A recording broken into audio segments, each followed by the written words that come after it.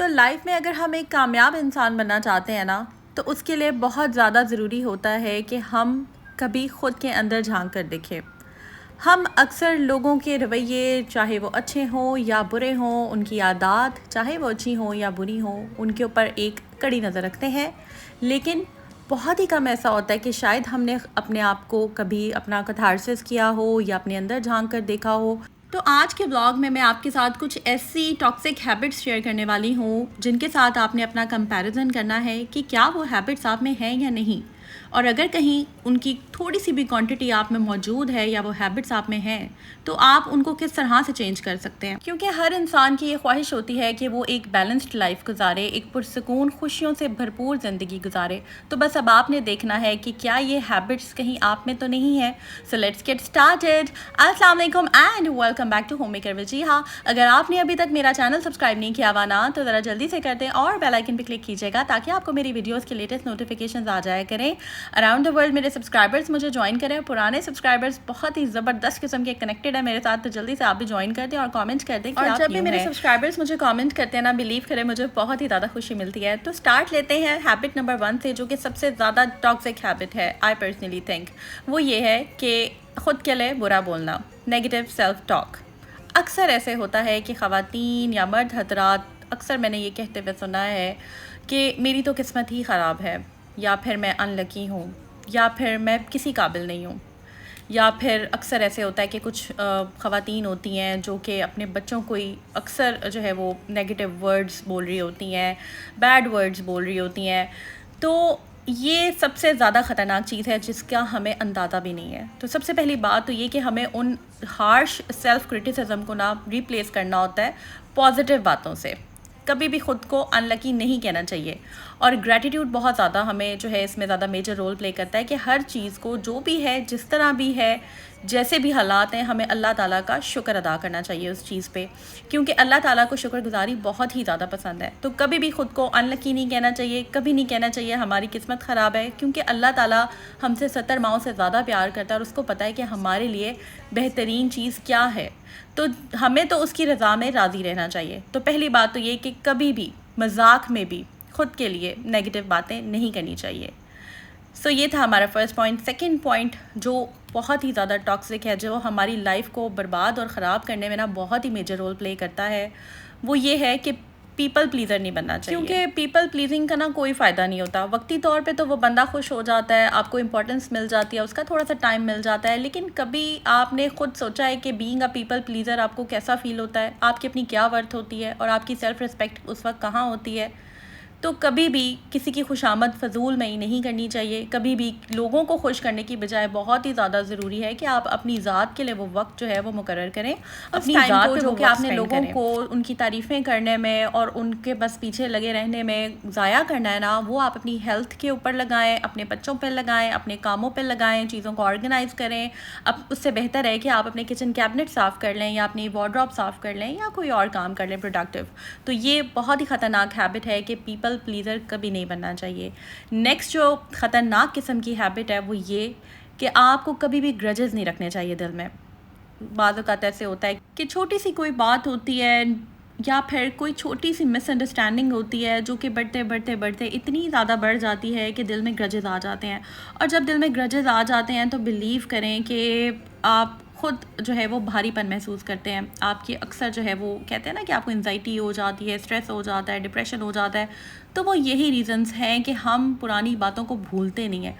हमें 2-2 3-3 साल पुरानी भी लोगों की बातें याद होती हैं कि भाई फ़लाने ने मेरे साथ ये किया था, उसने उस वक्त मेरे साथ ये बुरा किया था, उसने मेरे साथ ये किया था। तो वो चीज़ें हम भूलते नहीं हैं। क्यों? क्योंकि हम लोगों को माफ़ नहीं करते हैं। तो जब हम लोगों को माफ़ कर देंगे ना और दिल से ग्रजेस निकाल देंगे, तो हम बिलीव करें बहुत ही ज़्यादा लाइट हो जाएंगे, पुरसकून हो जाएंगे, हमें हर काम करने में मज़ा आएगा, हमें अच्छा लगेगा, हम रिलैक्स्ड रहेंगे। ये हमारी अपनी सेहत के लिए, दूसरे के तो है ही है कि आपने माफ़ कर दिया, बहुत अच्छा किया। इस्लामिक पॉइंट ऑफ व्यू से, आपके हेल्थ पॉइंट ऑफ व्यू से भी बहुत अच्छा है। वैसे भी हमारा मज़हब हमें यही कहता है कि अफ़ू दरगुज़र करो। तो माफ़ कर देना बहुत बड़ी बात है और माफ़ी मांग लेना भी उससे बड़ी बात है। नेक्स्ट जो हमारी एक ऐसी हैबिट है जो कि हमें बहुत ही ज़्यादा ख़राब करती है, वो ये कि हम अक्सर ना लोगों को ब्लेम करना शुरू हो जाते हैं। कोई भी ब्लंडर हो गया है, कोई भी गलती है, हम कभी भी किसी चीज़ की ज़िम्मेदारी नहीं लेते। मोस्टली ऐसा होता है कि अगर कोई हमसे गलती हो गई है ना, हम दूसरों पे ब्लेम डालने लग जाते हैं। हमारी कोई अगर लैकिंग होती है या अगर किसी चीज़ में हम अच्छा परफॉर्म नहीं कर पाते या फिर कोई बच्चों से रिलेटेड कोई बात होती है, तो हम ब्लेम करने लग जाते हैं क्योंकि हम उस चीज़ की ज़िम्मेदारी नहीं लेते। तो अगर कोई हमसे गलती हो जाए और अगर कुछ लग रहा हो, क्योंकि ज़मीर जो है ना वो आपको सही रियलिटी चेक अंदर दे रहा होता है कि यार हाँ ये तेरी गलती थी। क्योंकि अक्सर ऐसे होता है कि अगर आप किसी से कॉन्फ्लिक्ट हो जाए या अगर आपका आर्ग्यूमेंट हो जाए किसी के साथ और अगर वो बंदा राइट पे हो, तो आपको दिल में पता होता है कि यार ये ठीक कह रहा है, लेकिन हमारी जो गंदी आदत होती है ना कि हम ब्लेम करने लग जाते हैं, इधर से उधर बात करने लग जाते हैं, मानते नहीं हैं। हमने मान लेना है, कोई छोटा बड़ा नहीं हो जाता, आप मान लें और उस आर्ग्यूमेंट को उधर ही ख़त्म करें। अक्सर ऐसे होता है कि हस्बैंड वाइफ में काफ़ी ज़्यादा इस चीज़ पे बहस हो जाती है किसी भी बात को लेकर।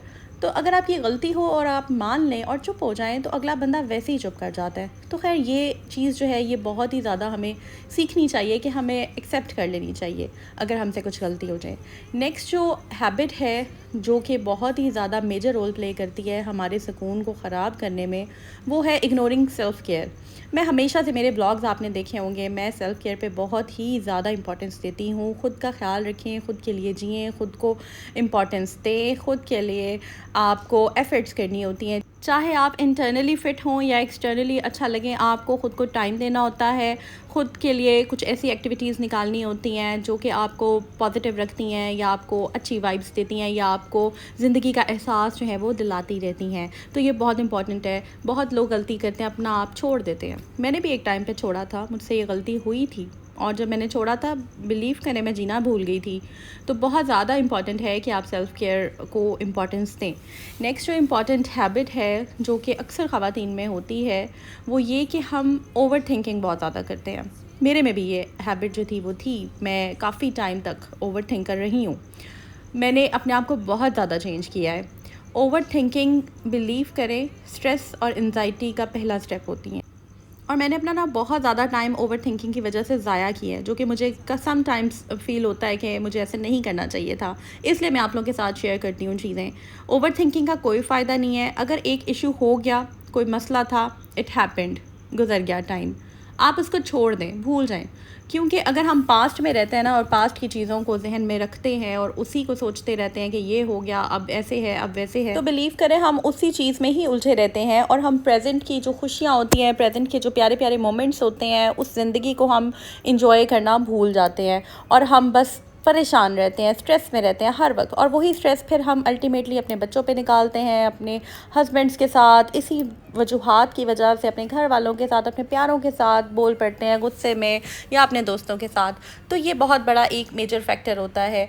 आपने इस हैबिट को कोशिश करनी है कि अपने अंदर से कम कर दें या ख़त्म ही कर दें। नेक्स्ट जो इम्पॉर्टेंट पॉइंट है वो ये कि हम अक्सर जो है ना वो बाउंड्रीज सेट करना भूल जाते हैं। बहुत दफ़ा ऐसे होता है कि हमसे ना नहीं की जाती, हमें नो कहना नहीं आता। नॉर्मली ऐसा होता है कि लोग अक्सर कभी आपसे कहें कि यार हमारे साथ यहाँ चलो, मैंने कुछ शॉपिंग करनी है, मेरा कोई ज़रूरी काम है। हम अपने सारे काम छोड़कर बाहर निकल जाते हैं और फिर जब हम लेट घर आते हैं तो उसके बाद आपके बच्चे भी जो है वो आपको तंग कर रहे होते हैं, हस्बैंड की डांट आप अलग खा रहे होते हैं। तो फिर आपको अपनी रूटीन जो है उसे देखना होता है। और जहाँ पे जैसे कि आपका कोई बहुत प्यारा कोई फ्रेंड है, कोई आपकी बहुत अच्छी दोस्त है, उसके साथ निकलें, घूमें और आपको पता हो कि यार वो आपके लिए अच्छा है, आपके लिए पॉजिटिव सोचता है, आपकी एनर्जी उसके साथ मैच होती है, तो उसके साथ ज़रूर जाएं। लेकिन जहाँ पर ऐसी जगह जहाँ मुरव्वतन आपको जाना पड़ रहा है तो आपको मना कर देना चाहिए।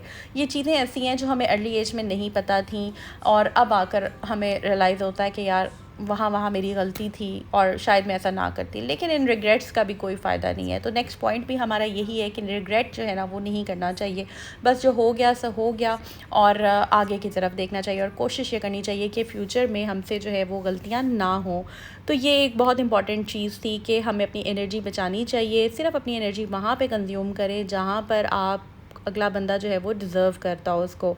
नेक्स्ट जो हमारी इम्पॉर्टेंट पॉइंट ये है कि हम अक्सर ये गलती करते हैं कि अगर कहीं कोई थोड़ी बहुत मिसअंडरस्टैंडिंग हो गई है किसी के साथ या अगर कोई कॉन्फ्लिक्ट हो गया है, हम मज़ीद उस चीज़ को अवॉइड करते रहते हैं और उसके बाद दिल में ग्रजेस रखने लग जाते हैं, बजाय इसके कि उसकी सही अप्रोच ये होनी चाहिए कि हम जाकर डायरेक्टली उनसे बात करें और एक एक हेल्दी रिलेशनशिप को बिल्ड करने के लिए या फिर सारे इख्तलाफात को ख़त्म करने के लिए प्यार से उनसे बात करें और उनके साथ क्लियर कर लें। कुछ आप एक्सप्लेन कर दें थोड़ा सा, कुछ वो एक्सप्लेन करेंगे और इस तरह से एक दूसरे को माफ़ कर दें। तो बजाय इसके कि अवॉइड करते रहें उस चीज़ को, आप प्यार से उनसे बात करें। देखिए अगला बंदा कोई जिन तो नहीं होता जो वो खा जाए आपको। हम अक्सर ऐसे होता है कि डर रहे होते हैं कि नहीं यार ऐसे है तो ऐसे हो जाएगा, मेरी सेल्फ़ रिस्पेक्ट है, मेरी ईगो है, मेरी इज़्ज़त है।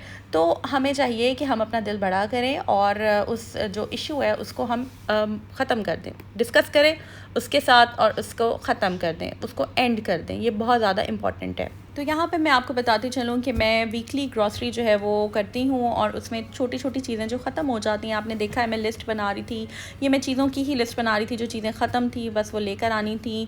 और ये आप देख सकते हैं कि फ्रूट्स हैं, वेजिटेबल्स हैं और कुछ ज़रूरत की चीज़ें होती हैं जैसे कि शैम्पू, कोलगेट, ये जो टूथपेस्ट है और साबुन वगैरह, गरम मसाला, इस तरह की छोटी छोटी चीज़ें होती हैं जो ख़त्म हुई होती हैं। और जब किचन में वो चीज़ ख़त्म होती है और आप एकदम बाहर से जाकर ला भी नहीं सकते और आप किसी से मांगना भी अच्छी बात नहीं है कि आप किसी से मांगें, तो बस फिर वो बड़ी दिक्कत होती है उस वक्त। तो इससे बेहतर है कि आप एक लिस्ट बनाएं और उसके बाद जाकर वो चीज़ें, वो ज़रूरी सामान ख़रीद लें। और होता यह है कि बचत पॉइंट ऑफ व्यू से भी ये बहुत ज़्यादा इंपॉर्टेंट है कि जब हम एक साथ चीज़ लेते हैं ना, तो पता नहीं क्यों ऐसे मुझे लगता है कि उसमें एक बरकत भी होती है, आपकी सारी चीज़ें भी आ जाती हैं और बिल भी बहुत ज़्यादा नहीं बनता। लेकिन अगर आप बार बार जाते हैं, लेट से अगर मैं अपनी बात करूँ कि अब मैं टमाटर लेने गई हूँ, गाड़ी स्टार्ट की, फ्यूल लगा, बाहर गई, वेट किया, उतरी, गई, फिर चीज़ एक ली, फिर एक चीज़, फिर अगले दिन 2 दिन बाद टमाटर ख़त्म, आलू ख़त्म हो गए, फिर प्याज ख़त्म हो गए। मतलब बार बार जाने में बिना बहुत ज़्यादा परेशानी होती है और मैं इतना ज़्यादा बाहर जा नहीं सकती। बस अब मेरी कोशिश ये होती है कि मैं ज़रूरत के तहत बाहर जाऊँ और मैं बहुत ज़्यादा थक जाती हूँ, समटाइम्स ऐसे होता है। तो मैं अपनी एनर्जी बचाने के लिए ना एक साथ चीज़ें ले आती हूँ। अब ये जो मेरे वेजिटेबल्स हैं, ये एक डेढ़ हफ़्ता जो है वो इंशाल्लाह ताला आराम से निकल जाएंगी। उसके बाद जो दालों का स्टॉक है वो मैंने यहाँ पर ऑर्गेनाइज़ करके रखा हुआ है किचन में, ड्रॉर्स में। ये ड्रॉर्स हैं सारी। किसी में मैंने जो है वो डो मेकर रखा हुआ है, किसी में मैंने चॉपर रखा हुआ है, अच्छे से सारी चीज़ें सेट करके रखी हैं। यहाँ पर पास्ता, दालें, इंस्टेंट नूडल्स वगैरह मैंने रखी हैं। जब मैंने दाल बनानी होती है कोई भी, यहाँ से मैं निकालती हूँ और आराम से मैं यूज़ कर लेती हूँ। तो इस तरह से बहुत ज़्यादा मेरे लिए चीज़ें ईजी रहती हैं। फिर ये बहुत ही ज़्यादा इंपॉर्टेंट मेरा काम था कि मैंने इसका जो अखबार था, पेपर जो रखा होता है नीचे, वो चेंज करना था। इसको सबसे पहले मैंने जो वेजिटेबल ऑर्गेनाइज़र है इसको मैंने धोया है, अच्छे से साफ़ किया है और उसके बाद मैंने ये अखबार लेकर इसको रखा है ताकि कोई मॉइस्चर वगैरह अगर होता है सब्ज़ी में तो वो अखबार सोक कर लेता है, आपकी वेजिटेबल्स इसमें सही रहती हैं। तो बस ये मैं इसको बिछाऊंगी और ये मेरा काम पेंडिंग था। समटाइम्स होता है कि हम सुस्ती हो जाती है हमें काफ़ी ज़्यादा और हम चीज़ों को नहीं कर रहे होते। तो खैर ये भी एक बड़ी हमारी अजीब सी हैबिट है कि हम सुस्त हुए होते हैं। समटाइम्स ऐसे होता है कि हम बैठे होते हैं और बैठे ही रह जाते हैं, ऐसी कोई सुस्ती हमें पड़ी होती है कि बस, तो वो भी बहुत सारी हमारी फेलियर्स की वजह होती है। So coming back to our topic जो कि हमारा चल रहा है, आज का टॉपिक जो है ना मैंने इसीलिए रखा है क्योंकि मुझे बहुत ज़्यादा क्वेरीज आती हैं कि आप कैसे इतनी पॉजिटिव है, कैसे इतनी ज़्यादा आप ख़ुद को अच्छे से ऑर्गेनाइज़ करके रखती हैं, अपनी चीज़ों को, ख़ुद को, अपने पेरेंट्स को। उसकी रीज़न एक नहीं है, उसकी बहुत सारी रीज़न्स होती हैं जो आपके साथ शेयर करना बहुत ज़्यादा ज़रूरी थी। नेक्स्ट जो इम्पॉर्टेंट पॉइंट है, जो हैबिट है ख़वातीन में जो बहुत ही ज़्यादा होती है, वो ये कि वो हम लोग ना गॉसिप बहुत ज़्यादा करते हैं। मेरे में ना ये हैबिट नहीं थी शादी से पहले, लेकिन शादी के बाद ये चीज़ मैंने रियलाइज़ की कि कहीं ना कहीं मुझे भी आदत हो गई थी। मैं मानती हूँ जहाँ पे मेरी गलती है, जहाँ पे जो हैबिट मुझ में है, मैं वो आपको साथ साथ बता रही हूँ। मैं भी गॉसिप करती थी, इधर से बात उधर, उधर से इधर। थोड़ा सा आपको अच्छा भी लगता है, टू बी वेरी ऑनेस्ट, ऐसे ही बस एक एंटरटेनमेंट होती थी। क्यों हम लोग ये ड्रामे देखते हैं, आपने देखा होगा ख़वातीन को बहुत ज़्यादा आदत होती है। तो ये बहुत ही गलत चीज़ है। एक तो गुनाह आपके सर चढ़ा होता है और दूसरा ये कि आपको इसका कोई फ़ायदा नहीं होता, ये कोई प्रोडक्टिव चीज़ नहीं है, बल्कि वो चाइनीज़ विस्पर बन के अगर आपने एक की बात इधर की, दूसरे की बात उधर की, वो घूम घुमा के बात इतनी ख़तरनाक बन जाती है और अल्टीमेटली वो लड़ाई झगड़ों में कन्वर्ट हो जाती है। तो गॉसिप्स तो मैं कहती हूँ करनी ही नहीं चाहिए। बजाय इसके कि आप किसी पॉजिटिव टॉपिक के ऊपर सर्च कर लें, आप किसी अच्छी जो है बुक पढ़ लें, आप कोई अच्छा नॉवल पढ़ लें, या आप नेटफ्लिक्स पे कोई अच्छी मूवी देख लें, या आप न्यूज़पेपर पढ़ लें। तो इससे बेहतर है कि इस चीज़ को आप रिप्लेस कर दें किसी पॉजिटिव हैबिट के साथ। नेक्स्ट जो इम्पॉर्टेंट पॉइंट है वो ये कि हमारी ना ये हैबिट बन गई हुई है, हम सोशल मीडिया को इतनी ज़्यादा प्रायोरिटी अब देते हैं कि अक्सर ऐसे होता है कि बच्चे इग्नोर हो रहे होते हैं, हस्बैंड से इग्नोर हो रहे होते हैं, और हमारे घर के जो हमारे प्यारे हैं समटाइम्स हम उन्हें फ़ोन नहीं करते हैं, उनका हाल नहीं पूछते हैं। हम सोशल मीडिया में रील्स में इतना ज़्यादा खो जाते हैं, ड्रामों में, मूवीज़ में।